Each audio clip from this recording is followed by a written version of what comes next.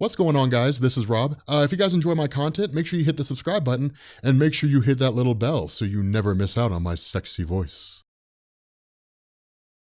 Okay, so continuing on with Aquaman. All right, here's one of the cool things, because Aquaman, again, like with this whole situation unfolding the way that it did, which is to say King Wrath basically orchestrating the ousting of Aquaman as the king of Atlantis, and then Aquaman basically taking up the leadership role of the Undercurrent, this kind of revolutionary faction looking to overthrow Wrath and then kind of go from there. One of the things to bear in mind, Aquaman doesn't want to be king. It's one of the things we talked about in the last video, that Aquaman does not want to be king. And so the result is that he's kind of in this precarious situation. But the important thing that also goes on here is you've got Arthur Curry, who basically shows up when there's like a handful of these cullings that go on. Now, again, this is the intensity of Wrath basically running Atlantis with an iron fist. He reminds me a lot of Voldemort from like the Harry Potter books, which is to say, he's a guy who basically says purebloods are the only way to go, like any tried and true dictator. And what he's been doing is sending the Drift in. Remember, the Drift is the special forces of Atlantis. He's been sending the Drift in and basically saying, look, your job is to eliminate anybody who is not deemed to be pure, which is to say anybody who has a mutation or anything like that, anyone who's not a tried and true Atlantean. And so again, it's pretty hardcore. And so where he shows up here and he confronts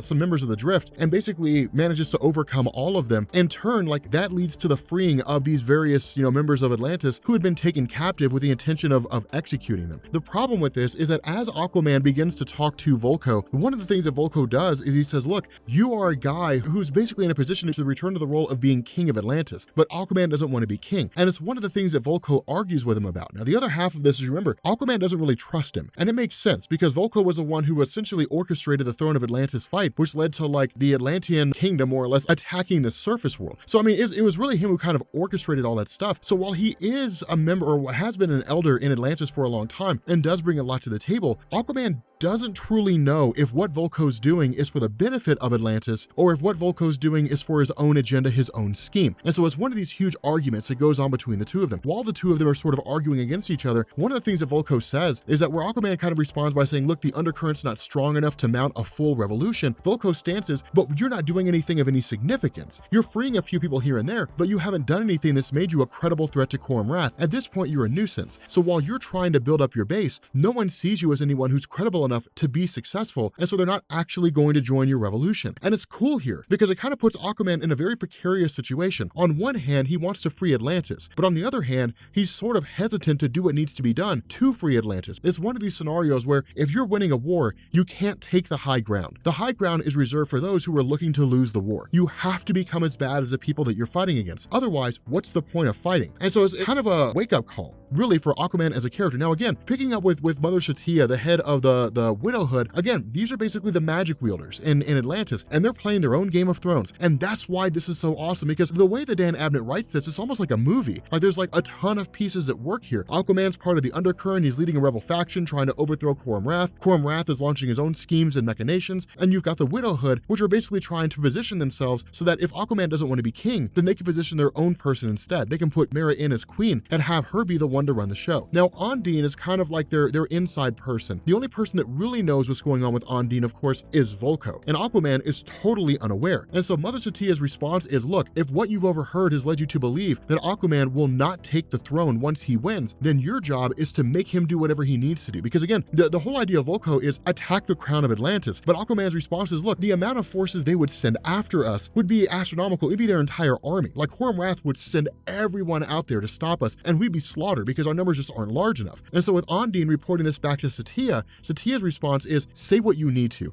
do whatever you have to, but get him to bring down that shield. And that's when Ondine pipes up and says, let's use the armies of the various gangs. Now, this is a very, very huge risk. This is a very big gamble because it's one of these things where the loyalty of mercenaries can be bought and paid for, which means their loyalty is to the highest bidder. And if you're not the highest bidder, they're going to take you out if somebody else comes along and pays them more to do so. And so that's really kind of the situation that Aquaman's in. He ends up going to the 9th Tribe, and at this point, the entire place is a war zone. And so where Aquaman basically shows up and kind of confronts King Shark, his stance is, look, you're the one who's trying to take over the show, right? I mean, King Shark is a long-standing villain in DC. He's not a huge figure here, so we don't have to go super in-depth.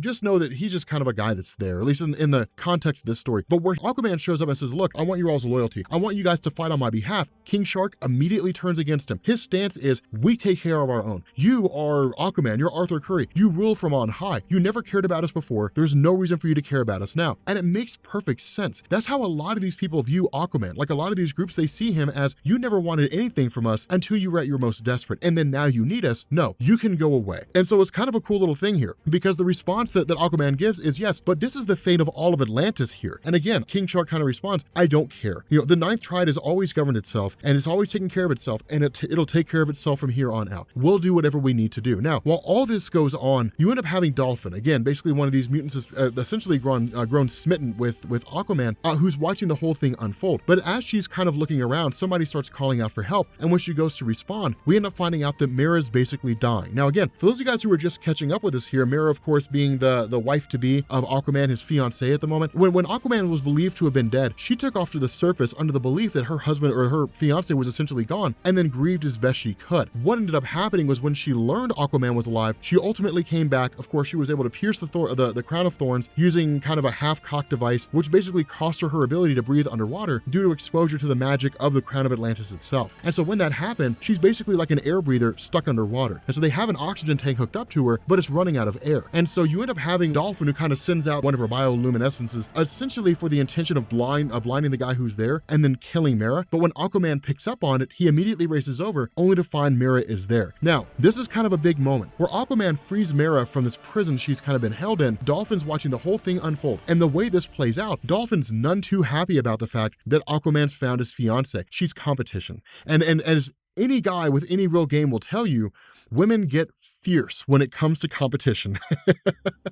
It's pretty intense. But the fact remains here that, of course, Ondine is watching the whole thing unfold. And this is where really like the Game of Thrones-esque situation begins to come into play. Because Ondine says, look, I can give you what you need in order to save Mera. Follow me and I'll take you to where you need to go. Of course, this goes to the Tower of the Widowhood. And this is when the Widowhood makes their move. And that's the important thing. They're opportunists. And again, this is like every government ever, right? Like there are those who just kind of sit and wait. They just sit in the shadows and they're biding their time. And they're waiting for their chance to seize an opportunity. And when there's blood in the water, the sharks will come. And in this instance, they're looking for a way to basically take down the crown of thorns, but they're also looking for a way to keep Mera alive. And so the Widowhood basically looks to Aquaman and says, well, we can save Mera. I mean, right now she's safe, but she needs to recover on the surface. Well, that's when the problem comes into play. Well, you've got the crown of thorns, it's, the crown of Atlantis is all around this whole thing. And the response is, well, then you have to take it out. Like you don't have a choice. You've got to take the whole thing down. They're kind of forcing his hand here. And that's what the Widowhood was looking for. It wasn't enough to be able to kind of like try to bide and try to bribe and try to convince Aquaman of what he needed to do. What they needed was some way to force him into a corner, some way to basically say,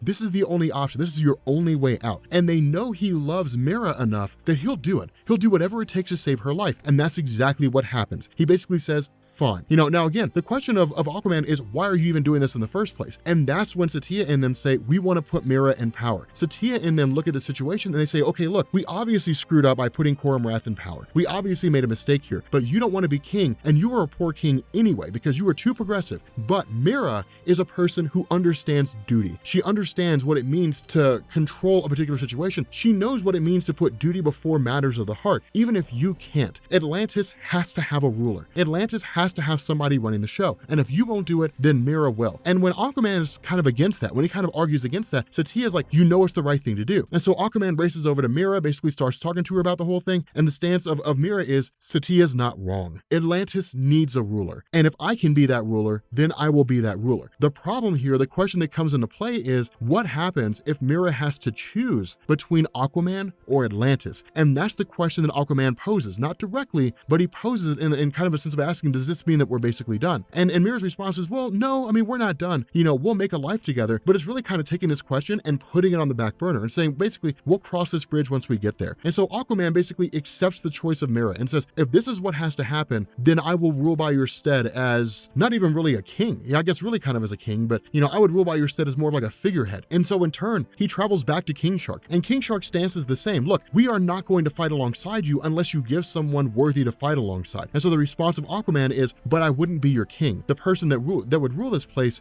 would be Mera. And while that does appease King Shark, in the end, he still says no. Why? Because the numbers are not on their side. And this is really Dan Abnett's way of showing how people perceive Aquaman when he's no longer king, when he's no longer a guy that rules Atlantis with absolute authority. No one trusts him. No one believes that he's truly capable. But more so than that, when it comes to someone like King Shark, and when you're ruling, an entire section, it really does come down to a numbers game. That where Aquaman's talking about fighting for the preservation of Atlantis, King Shark's fighting for the preservation of the Ninth Tribe. And so his stance is, if we send our guys with you, they're probably going to die. They're probably going to get slaughtered. And then what's going to happen to the Ninth Tribe? Who's going to protect it? Who's going to be there to keep those people safe? And so there's very much kind of looking at the situation for what it is and then simply saying, that's not going to happen. We're not going to fight alongside you. And so they're basically left to their own devices. And so what ends up happening here is Aquaman goes back to the undercurrent, goes back to the rebel, to the rebel faction and says, look, I'm going to go attack this force field. Come with me if you want. Stay here if you choose to. You will not be looked at with shame if you stay behind. You're doing what's best for the undercurrent. You're basically sacrificing this battle in the hopes that you can win the war. But the stance of Aquaman is, I'm launching this attack. Come with me if you want. And of course,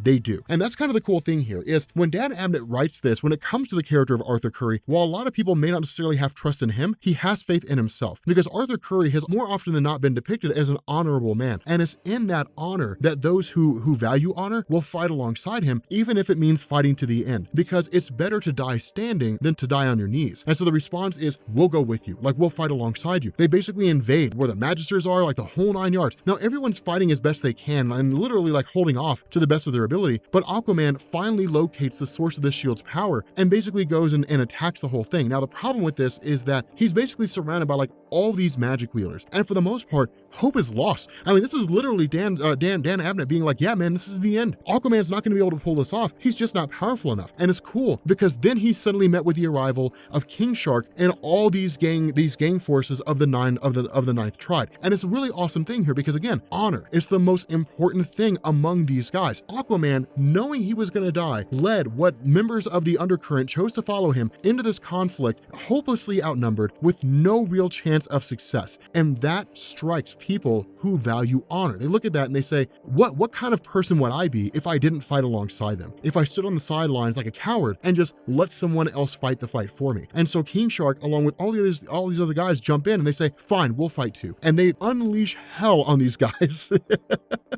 And it ends pretty quickly with the shield basically taken down. More or less everybody retreats. Those who survive, they end up retreating. Aquaman basically travels back to the widowhood, and of course he grabs Mera and takes off to the surface. And that's where he basically tells Lula, again, a member of the Atlantean Council who really stayed loyal to Aquaman, who's residing on the surface. He basically tells her, look, tend after Mera. She's now the queen. She's the one running the show. She has to recover. She has to regain herself. But when that time comes and she returns to Atlantis, she'll be running the whole show. At which point Aquaman jumps back into the ocean and says, now all that's left is taking out Quorum Wrath. All that's left is taking out the treasonous king. It's incredible the way that it's done, and it's beautifully written. But with that being said, guys, we're gonna bring this video to an end. If you are new here to Comics Explained, make sure you guys hit the sub button to become part of the Rob Corps. If you guys enjoy this video, make sure you drop a like, and yeah, I will catch you all later.